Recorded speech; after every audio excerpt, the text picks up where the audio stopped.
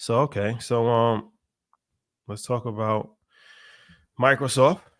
Um, they've reportedly entered a 20-year deal to revive Three Mile Island nuclear power plant by 2028 to supply 837 megawatts of power for its AI data centers. What does this mean for Microsoft, and what does this mean for the AI space in general? For Microsoft, more life, more wins, more domination. To be very clear, a lot of people over the weekend were asking me, "How do I take advantage of this? How do I play it?" I've been telling you, Microsoft, BlackRock are two of the companies that run the world, but it takes a lot of power to run some of this. Also, it makes me think, what advancements does OpenAI have? With Microsoft owning 49% of it, that power is needed. I've been seeing some upgrades in ChatGPT over the last couple of weeks. So, what does it mean? They're clearly going to be one of the most important players in AI, definitely top three in the space.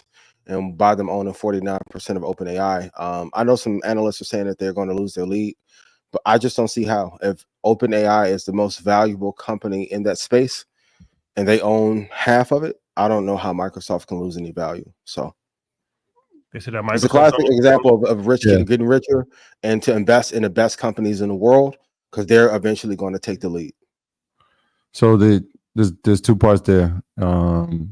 It's crazy because the title of my class was not the AI revolution, but it was actually the data center revolution.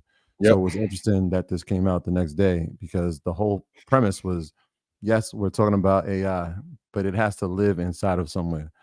And Absolutely. so there's a few ways to invest inside of the space. Number one, obviously, we know the chips, but the infrastructure is going to be equally, if not even more important. Where are you doing this at?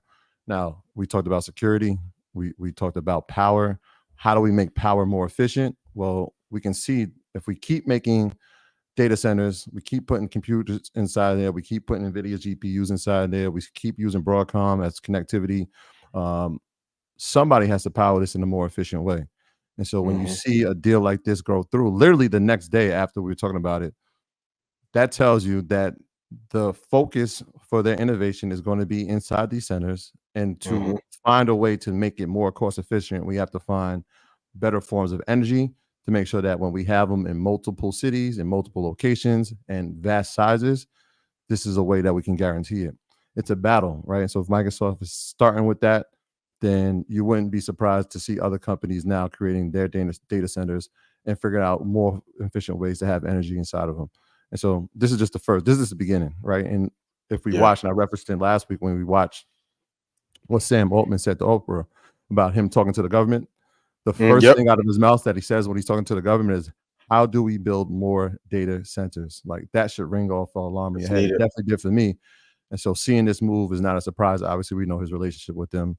Having 49% ownership of OpenAI, it speaks to it. But it's the energy. It's energy, power. How are we going to do it? How are we going to stay ahead? How are we not going to fall behind to China? This is all part of it. More efficient energy, more data centers. We got to do more. That second part about Microsoft diminishing, a bit overstated. Impossible. A bit overstated. Part of it was the fact that they're reliant inside of these data centers on NVIDIA.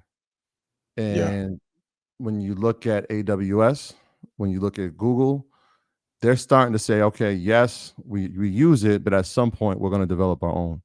And if you start developing your own, then you can see from a cost standpoint, it's going to be more efficient. When that happens, who knows? Will it be in the next 5 years? Smartphones. Right. It's like how we saw with Apple. Like, we don't want to be relying on one company. Let's create inside of our own house. And so that's part of the reason, that the over-reliance on NVIDIA for Azure. But NVIDIA owns 80% of the GPU space, bro. So, I mean, what are we talking about? Who else do you rely on? I don't really, there's not really like a second competitor that could even come into that space in the next, I would say, minimum 5 years. And so I think a bit overstated. Plus, they haven't even calculated the full impact of what OpenAI is going to have on the company. This has only been, what, a year? Maybe 6 months. So Yeah. we don't even understand the full capabilities of what that relationship is going to look like. Overstated at best. And on the geopolitical front, there's another battle that not many people are talking about. When I saw they make this acquisition, they're thinking 10 years ahead. Quantum computing is the next race that we have to master. Everyone who's trying to catch up in the AI space, you're behind the 8 ball. It's too late. So you may get the scraps that are remaining, but the real power source that is going to be needed, which will take a lot more compute, is the quantum space.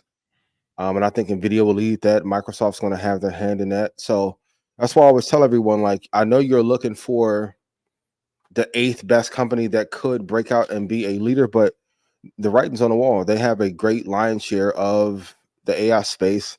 Quantum is the next big sector that everyone is going to chase, and we have to be China to it. Microsoft, BlackRock, NVIDIA are going to have a big share of that market as well.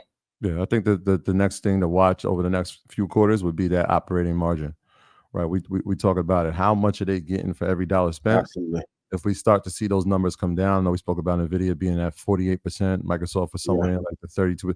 If we start to see those numbers come down into the 20s, into the teens, that would be a sign that, all right, this cost is more than we thought it would be. But it hasn't happened yet. So that would be an interesting indicator to watch.